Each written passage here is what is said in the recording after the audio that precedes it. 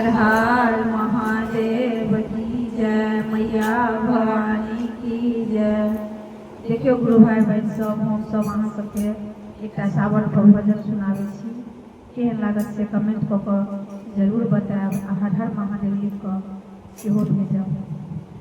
जब जब आवेला सावनमा सावनमा बड़ा नीक लागे हो। जब जब आवेला सावनमा सावनमा बड़ा नीक लागे हो। शिव गुरु हम बनबै तोहरो कामरिया कामरिया बड़ा नीक लागे हो। भोला बाबा हम बनबै तोहरो कामरिया कामरिया बड़ा नीक लागे हो। जब जब आवेला सावनमा सावनमा बड़ा नीक लागे हो।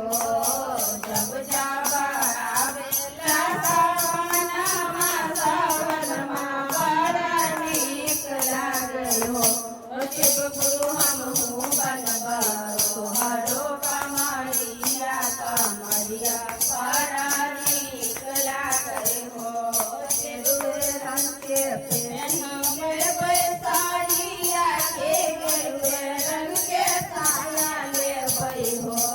शिव गुरु गेरुए रंग के ओढ़बै चुनरिया चुनरिया बड़ा नीक लागे हो। शिव गुरु गेरुए रंग के ओढ़बै चुनरिया चुनरिया बड़ा नीक लागे हो।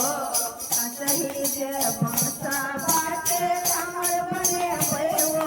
ओही में गौरी सजेबै हो।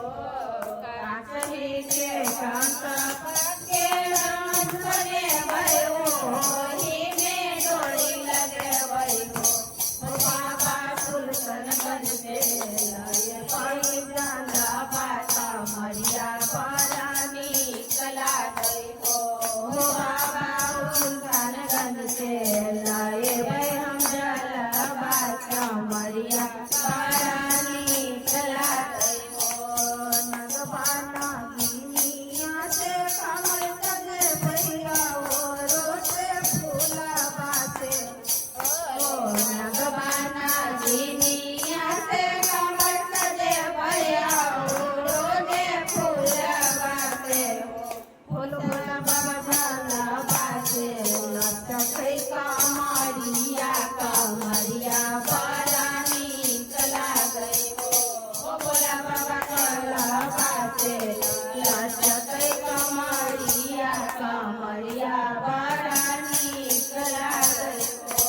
केयो चढ़ाबै गंगा जलवा केयो फूला बड़ा हो।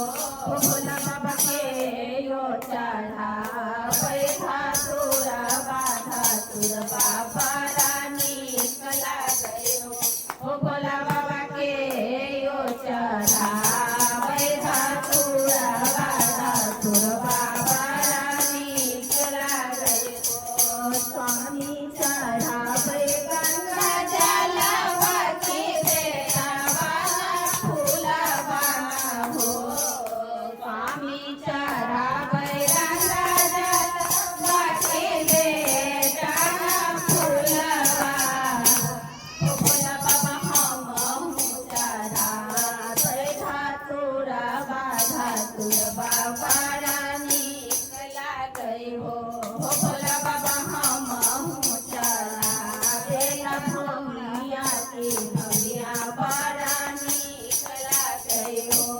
भोला बाबा हमहू बनबै तोहरो कामरिया कामरिया बड़ा नीक लागे हो। भोला बाबा हमहू बनबै तोहरो